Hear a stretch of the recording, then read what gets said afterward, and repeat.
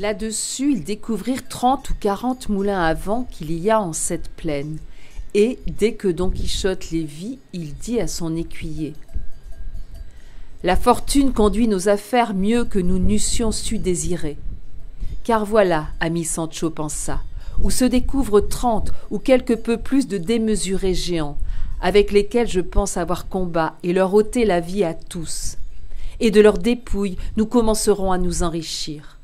Car c'est ici une bonne guerre, et c'est faire grand service à Dieu d'ôter une si mauvaise semence de dessus la face de la terre. »« Quels géants ?» dit Sancho. « Ceux que tu vois là, répondit son maître, aux longs bras, et d'aucuns les ont quelquefois de 2 lieues. »« Regardez, monsieur, répondit Sancho, que ceux qui paraissent là ne sont pas des géants, mais des moulins à vent, et ce qui semblent des bras sont les ailes, lesquelles, tournées par le vent, font mouvoir la pierre du moulin. »«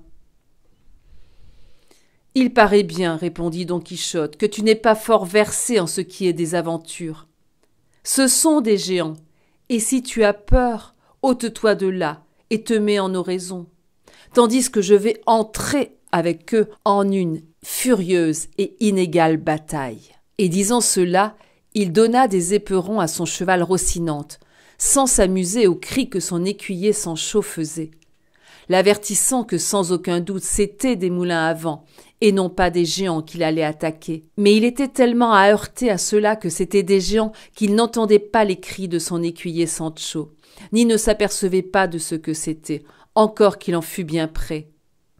Au contraire, il disait à haute voix : « Ne fuyez pas, couards des viles créatures, car c'est un seul chevalier qui vous attaque. » Sur cela, il se leva un peu de vent, et les grandes ailes de ses moulins commencèrent à se mouvoir, ce que, voyant Don Quichotte, il dit : « Vous pourriez mouvoir plus de bras que ceux du géant Briaré, vous allez me le payer. » Et disant cela, il se recommanda de tout son cœur à sa dame Dulcinée, lui demandant qu'elle le secourût en ce danger. Puis, bien couvert de sa rondache et la lance en l'arrêt, il accourut au grand galop de Rocinante, donné dans le premier moulin qui était devant lui, et lui porta un coup de lance en l'aile.